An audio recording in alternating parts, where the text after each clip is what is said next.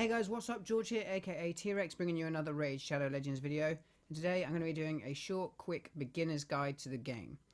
Okay, so when you first get the game, you will be taken through a tutorial stage which tells you most of this stuff, but most people don't really pay attention to that, so I thought I'd make a quick video on it. When you first get it, you'll be asked to choose a starter hero, and you get a choice between 4 heroes, and I'm going to tell you who I think you should pick and the reasons why. The 4 options you have are Elaine, which is a high elf archer. She has a single hit, an AoE, which also has a single hit before it, and then another AoE which hits 2 times. AoEs are area of effect. They hit everybody that you are fighting against, not just one person. You also have a second choice, which is Galek, which is a male orc. He has a 2-hitter on his A1. He has an AoE on his A2, and he has a 4 times at random hit on his A3. Again, these are all good. You have Aethel, who is a female from the Sacred Order. She has a triple hit on her A1, an AoE on her A2, and then she has a buff on her A3. And you have Kale, who has a single hit with a poison on his A1, an AoE on his A2, and then a 4 times at random, the same as Galek, but with a poison on it.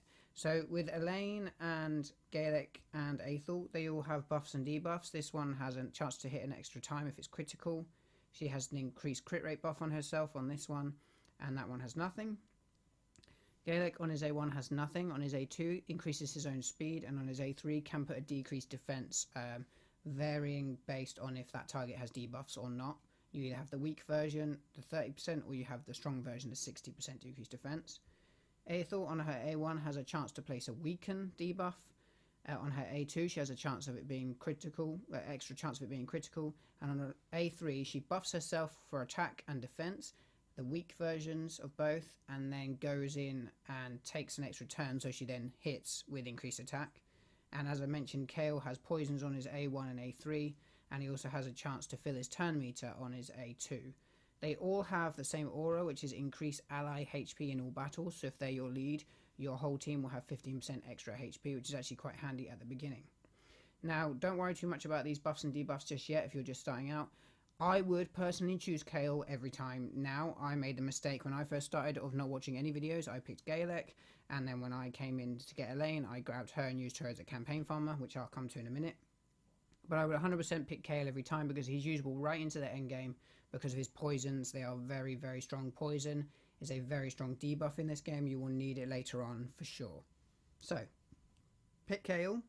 If you want to pick one of the others, it's up to you. Play the game how you want to play it, but I would say pick Kale. Let's talk about other things you're going to need then. The main thing with this game is farming. You're going to need to get loads of champions so that you can build up and upgrade the rank of your other champions and upgrade the level.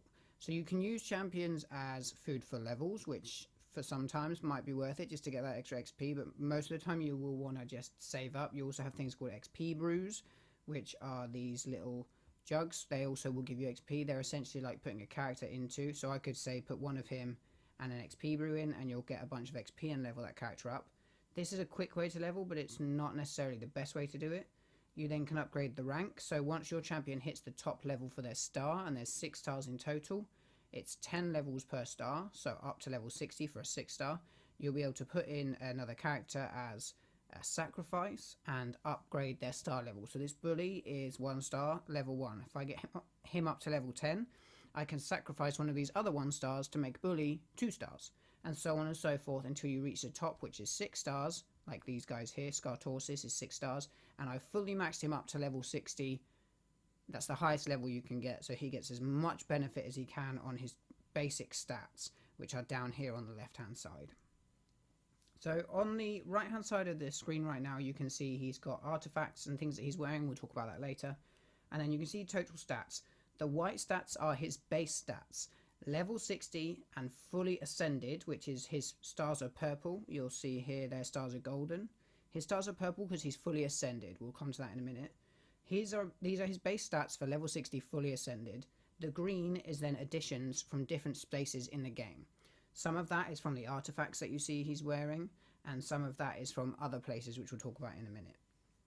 Let's talk about Ascension. We'll go back into the tavern and we'll go down. You can upgrade their skills. All their skills have levels, and you'll see here he's got fully maxed out levels, which give me extra heal, makes the cooldown quicker, so it's only 5 turns instead of 7, and so on and so forth. Each character has different ones for that.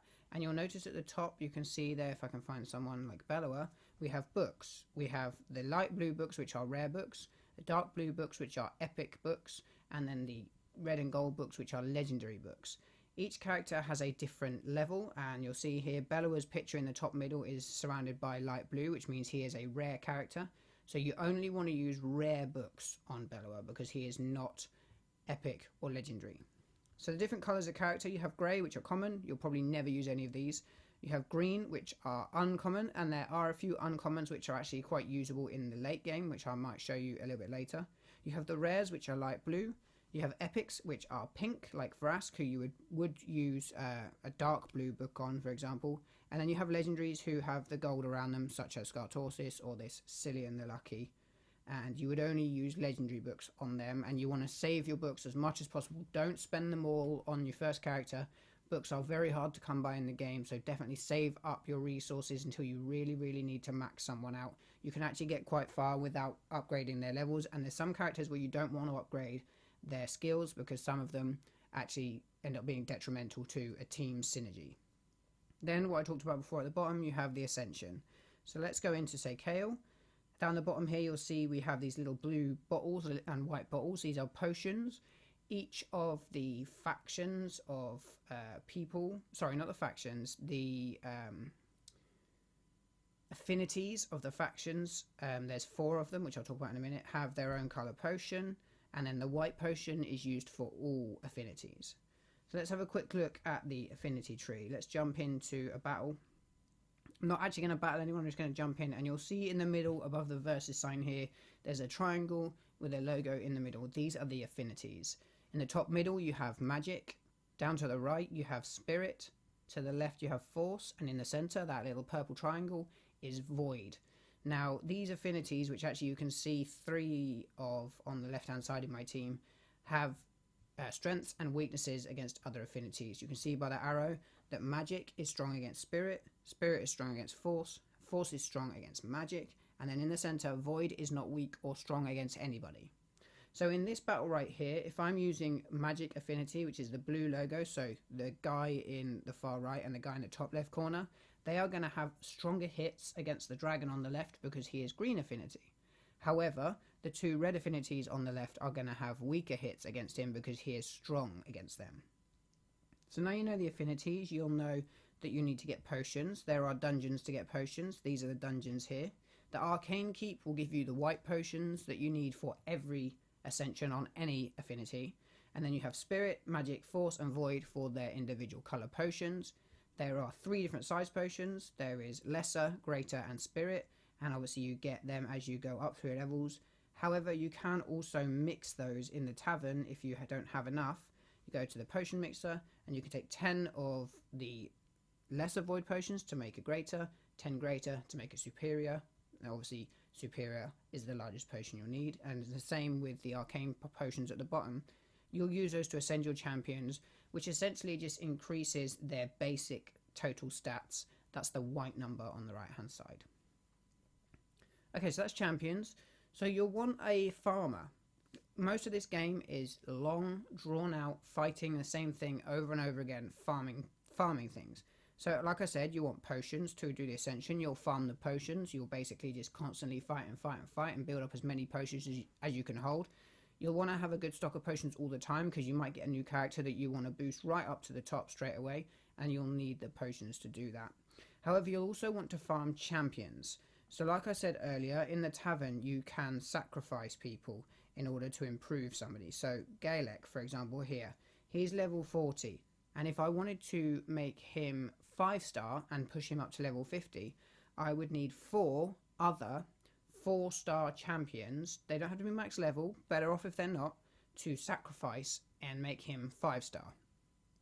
So what you'll want is you'll want someone who can take 3 other say uncommon champions that you're not going to use, and they can run through the campaign, which has 4 different stages of difficulty: normal, hard, brutal and nightmare.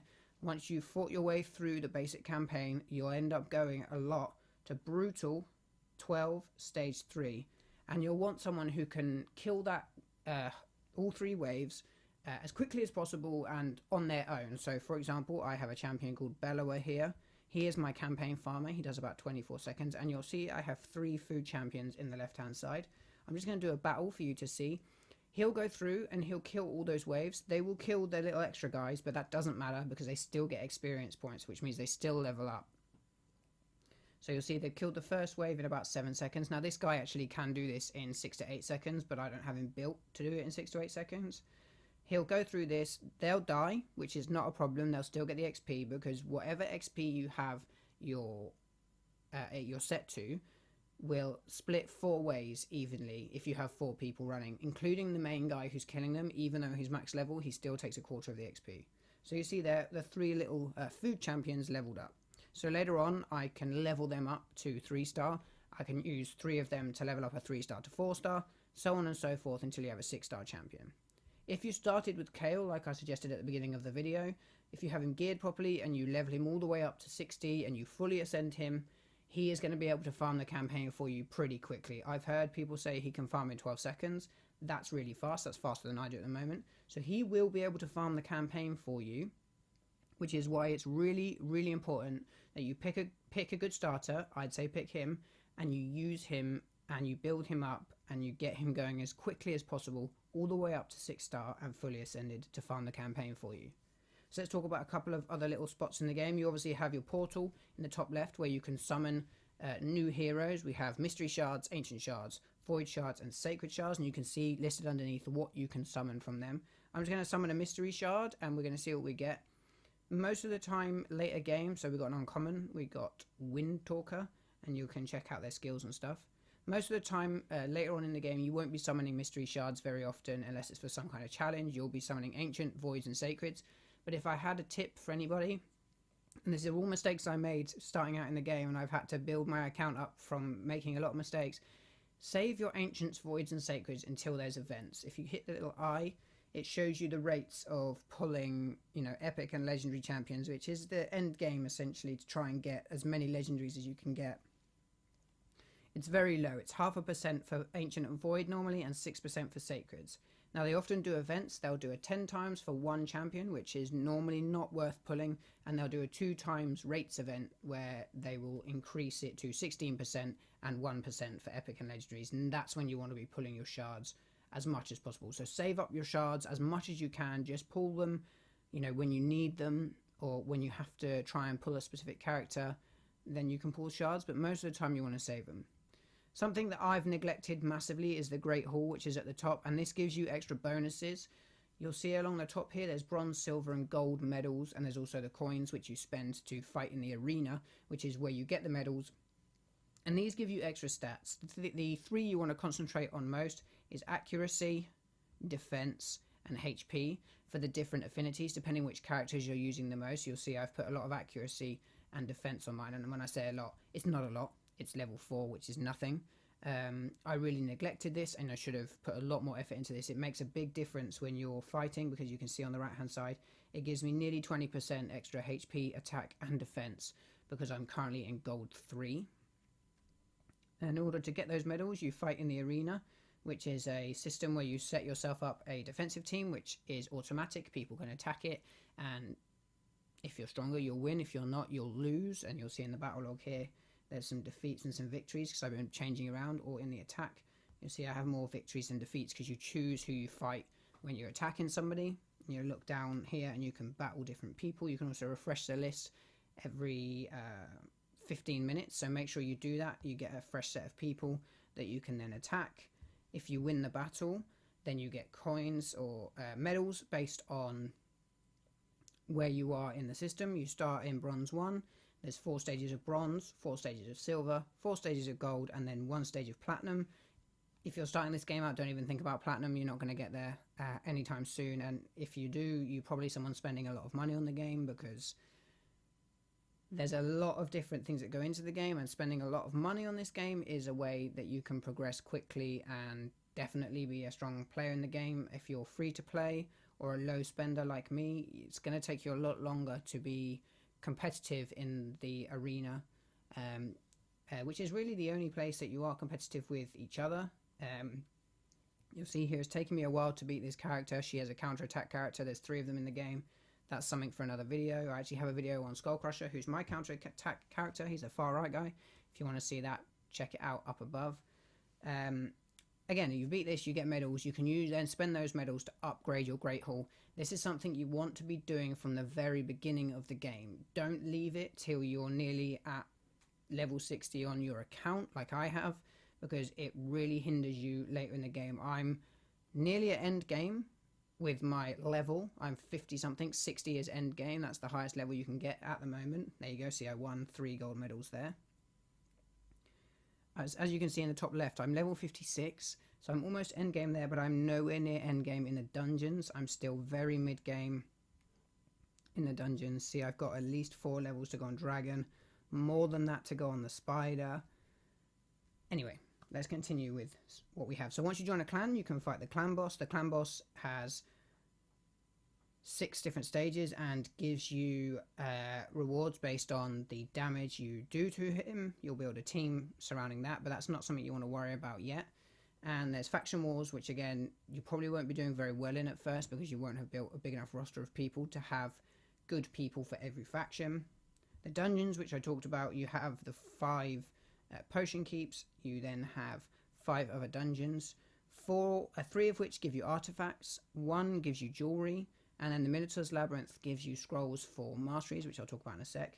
If you need different equipment, you can get them from the dungeons. The Ice Golem, the Dragon, and the Fire Knight all drop artifacts, which you can equip to your characters, which give you extra bonuses. And the Spider's Den drops jewelry, accessories, necklaces, rings, and banners, which are also come under the artifact tree.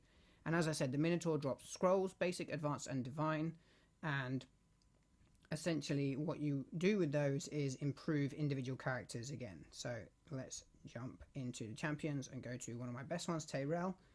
He is a high elf. He's very good because of his buffs and debuffs, which are extra skills they have on their attack and defense. And you'll see here I've got him in what is called Immortal and Relentless artifacts, which when you unlock them, you have a little store of artifacts that you can level up and put glyphs on and upgrade them.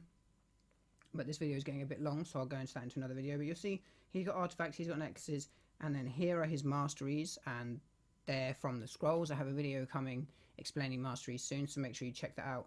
It will be linked in the description if you haven't seen it. But essentially you get the scrolls and you get extra things, ways to extend debuffs and hit harder, extra chance for inflicting damage and stuff for this individual character. So again, there's something you want to be doing from the very beginning. Make sure you're trying to keep level with your stage in the game. If you don't know where you're at in the game, you can hit the little missions tab at the bottom, and that will tell you what you want to be focusing on. So you have, for me, I have a dungeon mission, which I can't complete until Sunday when the dungeon opens. However, when you first start, all the dungeons are open, so you can stock up on potions initially. But if I look through my locked missions, because you have to complete them one at a time, you'll see the third one along says clear stage 7 or higher of the Spider's Den 10 times on auto. So I know for me, right now, I want to be working on characters that will help me clear the Spider's Den stage 7. I have already done it, but if I hadn't, I'd want to be working on characters for that. And if you need to know who's good for the Spider's Den, you can check online. There's plenty of videos over it. For example, Royal Guard is very good. I could be working on building up my Royal Guard's power so that I can complete that mission. So that is the best way to know where you are in the game and what you need to be doing, is to check out your progress missions. So other than that, crack on, get in the campaign, summon as little as possible to continue progressing. If you find yourself getting stuck, then do some summons. Your energy, you'll get a certain amount of energy per day in the top middle. It replenishes over time, but also each day you get 160, after an hour of playing, you get 1 day's refill. And in your quests, when you fought in the arena 5 times, you get another day's refill. So you essentially get 3 days worth of energy per day that you can use without spending any money. You have your silver and you have your gems. Do not spend your gems on anything. Do not, whatever you do, buy money. Don't buy silver, and do not buy the shards from here unless you are later in the game and that's all you want to do. If you're going to buy anything, buy energy refills, but at the beginning of the game I wouldn't suggest doing that. Claim your daily bonuses, do all that. Make sure you do your daily quests every day, because then you complete your weekly quests as well. you get extra shards, and then in the monthly, every month you get a void and a sacred shard, and you can actually build up quite a stock of shards that you can then open when there's an event. I hope this little beginner guide has helped you out. If you have any questions, make sure you drop them in the comments below and I'll be sure to try and reply. I hope you enjoyed the video. Like, subscribe. I'll see you in the next video, and don't forget, get online and get wrecking.